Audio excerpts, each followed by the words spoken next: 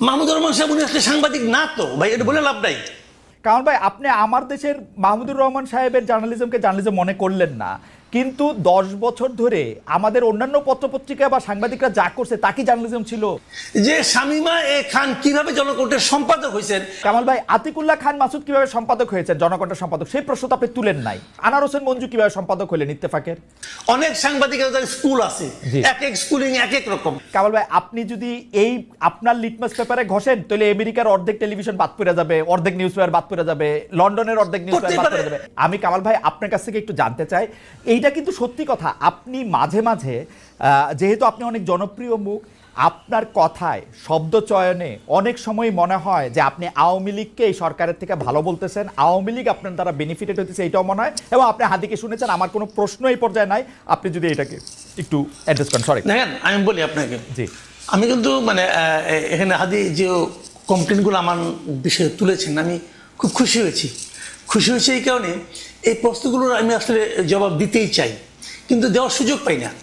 মনে করেন আমি যদি হুট করে বলি, বলবো যে ভাই তোমার তো জিজ্ঞাসা করে না, তুমি এটা বলো কেন, তো এটা কি ঝামেলা?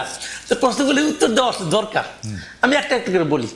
প্রথমত বলি, শেষ থেকে বলি, যে এই সরকারের চেয়ে আওয়ামী লীগ সরকার ভালো, এটা আমি কখনো উচ্চারণ করিনি এবং ঘুণাক্ষরে চিন্তাও করি না। আমি চিন্তাও করি না, এটা আমার চিন্তার বাইরে। কারণ এই সরকার খারাপ কিছু করলে আমরা বলতে পারতেছি। আমি ডক্টর ইউনূসের কোনো একটা কাজ পছন্দ না হলে আমরা বলতে পারতেছি। হাসিনা সরকারের সময় আমরা সরাসরি বলতে পারতাম না, আমিও বলতে পারতাম না। আমি অনেক কিছু বলছি, আমি হাসিনা গভর্নমেন্টের বিরুদ্ধে, তার কর্মকাণ্ডের বিরুদ্ধে, বিভিন্ন কাজের বিরুদ্ধে অনেক কিছু বলছি, কিন্তু এখন যেভাবে সরাসরি বলি, এতটা সরাসরি বলতে পারতাম না।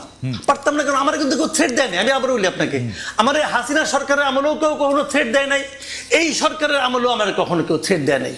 আমি বলেন যে দেয় না, আমাকে বলে হাসিনা সরকার আমলে থ্রেট দেয় নাই, তার মানে তুমি তলে তলে আওয়ামী লীগ আসিলা, তাহলে তো এই সরকারের আমলে তো আমার কেউ থ্রেট দেয় নাই, তাহলে আমি তলে তলে এর সঙ্গে আসি না রে কামাল ভাই। আমি একটু যোগ করি, হাসিনা সরকার আমলে এটা ভয়াবহ ছিল, কারণ আমি যেহেতু এই বিজনেসে আসি, মানে সরি এই চাকরিতে আসি 28-29 বছর ধরে, আমি কিন্তু খেয়াল করি। কামাল ভাই আপনি দেখেন, এখন কিন্তু যে কোনো টেলিভিশন, যে কোনো আপনাকে ডাকতে দ্বিধা করে না, বরং আপনাকে চায়, আপনি সময় দিতে পারেন না, যদিও আপনি সরকারের প্রতি অনেক বেশি ক্রিটিক্যাল। কিন্তু যখনই আপনি আওয়ামী লীগ সরকারের প্রতি ক্রিটিক্যাল ছিলেন, আমরা বিদেশে বসে আপনাকে পাইতে হইতো, অন্য টেলিভিশন আপনাকে ডাকতে সাহস করতো না। এই একটা স্পষ্ট তফাৎ আছে, এই স্পষ্ট তফাৎ বুঝতাম না।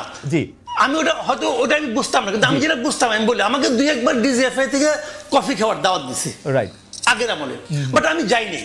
আমি বলছি আমার সময় নাই। তারা কিন্তু আমার সঙ্গে অভদ্র আচরণ করে না, ধমকায় নাই। এখন তাই বলে কি ওদেরকে আমি সমর্থন করি? নো, কোনো বিবেচনাতেই করি না।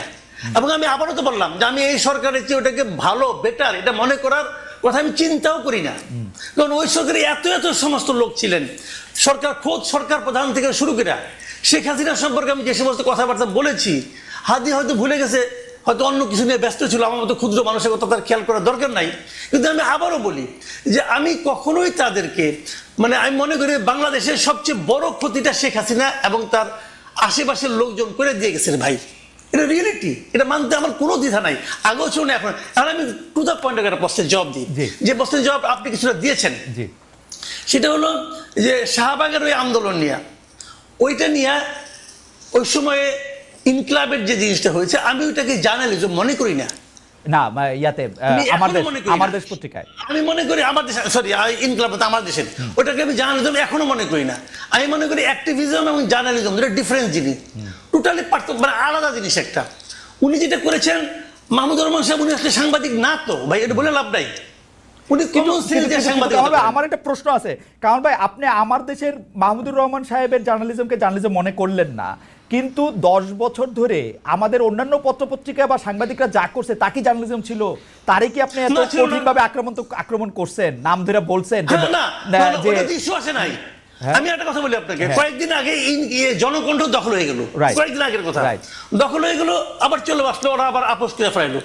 জনকণ্ঠ যখন দখল হলো, আমি দখল হওয়াটাকে কিন্তু আমি সমালোচনা করেছি। আমার পাশাপাশি আমি এটাও বলেছি যে শামীমা এ খান কিভাবে জনকণ্ঠের সম্পাদক হয়েছেন এটা আমি বুঝতে পারি না, কারণ আমি জনকণ্ঠে সাংবাদিকতা করেছি টানা 12 বছর। কিন্তু কামাল ভাই, এবং শামীমা এখানে একদিনের জন্য ওখানে আসেন নাই, কিন্তু কামাল ভাই হাজবেন্ড মারা যাওয়ার পরে উনি সম্পাদক হন কিভাবে? কিন্তু কামাল ভাই, আমি বুঝি না, কামাল ভাই এটা বলতে পারবো না। কামাল ভাই, আতিকুল্লাহ খান মাসুদ কিভাবে সম্পাদক হয়েছে, জনকণ্ঠের সম্পাদক, সেই প্রশ্ন তো আপনি তুলেন নাই। মাহমুদুর রহমান সাহেবের যে যোগ্যতা আছে, ওটা আমি তুলছি, আতিকুল্লাহ খান ওটা আমি তুলেছি, আমি বলি আপনাকে ওটাও আমি তুলেছি, কেন তুলবো না? ওইটা আমি বলি ওটা আমার একটা লেখা আছে ভাই, আমি রিপোর্টার্স ভয়েস যেটা আছে সেই ডিআরইউ ম্যাগাজিন বের হয়, ওখানে আমি স্পষ্ট করে লিখেছি যে উনি কিভাবে সম্পাদক হলেন, মালিক হিসেবে সম্পাদক হলেন। সবাই তারা মেনে নিছে, তখন আমি জুনিয়র রিপোর্টার, আমি মেনে নিছি, বলেছি আমি ওখানে, এটা কেন বলবো না? বাংলাদেশে তো সবাই, বাংলাদেশে তো সবাই মালিক সম্পাদক। আনার হোসেন মঞ্জু কিভাবে সম্পাদক হলেন ইত্তেফাকের? আচ্ছা, এখানে একটা কথা আছে, কথাটা হলো কেন বলি আপনাকে, শাহাবুদ্দিন সাহেবের আইনটা করার আগ পর্যন্ত তো সম্পাদক হতে কোনো বাধা ছিল না, ওটা তারা আইনগতভাবে পারতো। পরবর্তীতে আইনটা অন্যরকম কঠিন হয়েছে, সেই কঠিনে এখন কি হয়, এখন সাংবাদিক হতে হলে ওনারা একটা বাইপাস করে একটা মানে সার্টিফিকেট ম্যানেজ করে কোনো একটা আন্ডারগ্রাউন্ড পত্রিকা থেকে, যে এই পত্রিকা উনি এত বছর ধরে সাংবাদিকতা করতেছেন, অতএব উনি সম্পাদক হতে পারবেন, এটা ম্যানেজ করে নেয় তারা সবাই। এবং আমার ধারণা তারা এইভাবেই সম্পাদক হয়েছেন। এটাগুলো তবে আমি যেটা বলছিলাম যে তখন ওই মূল পয়েন্ট আসে, তাহলে পরে আবার জবাব দেওয়ার সময় পাবো না, পরে প্রশ্ন উঠবেও না। এটা হলো আমার দেশের ওই হেডলাইন, ওই নিউজটা আমি পড়েছি ভাই, ওইটাতে যেটা ছিল দ্যাট ওয়াজ নট জার্নালিজম, কথা পরিষ্কার। উনি যে প্রেডিক্ট করেছেন, উনি যেভাবে লিখেছেন, ওটা ছিল অ্যাক্টিভিজম, এবং ওই activism maybe right, maybe not right, সেটা অন্য হিসাব, ওই আলোচনা আমি যাচ্ছি না, কিন্তু ওটা জার্নালিজম না। আমি সেটাই বলেছি যে এটা যদি সাংবাদিকতা হয় তাহলে ভাই আমার অবজারভেশন এটা, আমি কিন্তু আমার ওখান থেকে কামাল ভাই, সাংবাদিকতা তো পৃথিবীতে বহু রকম, আপনি একরকম সাংবাদিক, আমি আপনি দুজন ক্লাসেই পড়ছি যেটা বহু রকম আছে, আপনি এটা সাংবাদিকতা না, এটা কেমনে বলবেন মাসুদ ভাই? না, আমি এখনো যেটা, অনেক সাংবাদিকতার ধরন আছে, অনেক সাংবাদিকতার স্কুল আছে, এক এক স্কুলিং এক এক রকম, কোনো সমস্যা নাই। আমি তো আমার স্কুলিংটা নিয়ে বলবো, আমি যেভাবে শিখেছি, আমি যেভাবে ভেবেছি, আমার ভাবনার সঙ্গে যায় না, অতএব আমি বলছি না। কিন্তু কামাল ভাই, আপনি যদি এই আপনার লিটমাস পেপারে ঘষেন, তাহলে আমেরিকার অর্ধেক টেলিভিশন বাদ পড়ে যাবে, অর্ধেক নিউজ পেপার বাদ পড়ে যাবে, লন্ডনের অর্ধেক নিউজ পেপার বাদ পড়ে যাবে, ভারতে তো টিকবেই অল্প কয়টা। আমি এমনকি আমি ভারতের সবচেয়ে জনপ্রিয় পত্রিকা যেটা বাংলায়, আনন্দবাজার, ওটাকে আমি সাংবাদিকতা মনে করি না, কারণ আমি মনে করার অধিকার, আমার নিজস্ব মতামত আমি কি আমার ফেসবুকে দিতে পারবো না? ওকে, আপনি কি আরেকটু বলবেন? আবার একটু হাদির কাছে যাইতাম। হাদির, আপনি কি আরেকটু বলবেন, বা নাকি আপনি এখন একটু জনাব হাদির কাছে যাই? এক নম্বরে হলো ভাই যেটা বললেন যে মাহমুদুর রহমান সাংবাদিক না, আমি খালেদ ভাইয়ের কাছে বিনীতভাবে জানতে চাই, মাসুদ কামাল ভাইয়ের কাছে জানতে চাই, বাংলাদেশের যে সাংবাদিকতার নীতি নৈতিকতা আছে বা নীতিমালা নিশ্চয়ই আছে, পিআইবি আছে, প্রেস ক্লাব আছে, আর অন্যান্য যে মিডিয়া আছে, মানে প্রতিষ্ঠান আছে, এইখানে এক্স্যাক্টলি এই সাংবাদিক হয়ে ওঠার যে নিয়ম, এইখানে কি কি নীতিমালা আছে, যে নীতিমালা মাহমুদুর রহমান ভায়োলেট করে আমার দেশের সম্পাদক হয়েছেন। নাম্বার 2, মাহমুদুর রহমান আমার দেশের সম্পাদক হওয়ার বহুদিন আগে থেকে বিবিসি বাংলার সাবেক বড় সাংবাদিক এবং বাংলাদেশের প্রথিতযশা সাংবাদিক আতাউস সামাদের মতো মানুষ, যিনি আমার দেশের দীর্ঘদিন উপদেষ্টা সম্পাদক ছিলেন, তার পাশে বসে বসে কাজ শিখেছেন। নাম্বার 3, আমার দেশ তিনি কোনোদিন দখল করেন নাই, তাকে সবাই মিলে আমার দেশ দিয়েছে যে প্লিজ আপনি চালান, পত্রিকাটা বন্ধ হয়ে গেছে। নাম্বার 4, খালেদ ভাই আপনাকে একটা বলা দরকার, মাসুদ ভাই যেটা বলেছেন যে এই কথাটা মিলে গেছে আওয়ামী লীগের অ্যাপিলেট ডিভিশনের বিচারপতিদের মতো। কিরকম? শফিক রেহমান বর্তমান যে অ্যাপিলেট ডিভিশন আগে ছিল, তাদের বিরুদ্ধে একদম স্পষ্ট একটা অভিযোগে কলাম লিখেছিলেন, আমার দেশ চেপেছিল।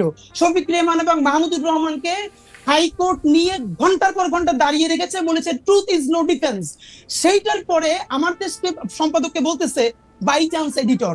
এর মানে অ্যাপিলেট ডিভিশনের যে আওয়ামী লেসপেন্সাররা ছিল, তারা মাহমুদুর রহমানকে আচ্ছা আপনি জনাব হাদি, আমরা আসলে অনেকগুলি বিষয় নিয়ে আলোচনা করবো, আপনি এই বিষয়টা নিয়ে স্পেসিফিক কথা বলেছেন, মাসুদ কামাল ভাই এটা একটু বলুক, এটা একটু বলি, আর আপনি যে এটা কথা বলতেছেন যে ট্রুথ ইজ নট, কথা আমি একটু ভাইকে শাহবাগে বলতে চাই প্লিজ, একটা কথা, একটা সেটা হচ্ছে, আরেকটা ব্যাপার হলো, হ্যাঁ ভাইয়ের যে এথিক্স, মাসুদ কামাল ভাইয়ের মনে হইলো যে ওইটা অ্যাক্টিভিজম হয়েছে, সাংবাদিকতা হয় নাই।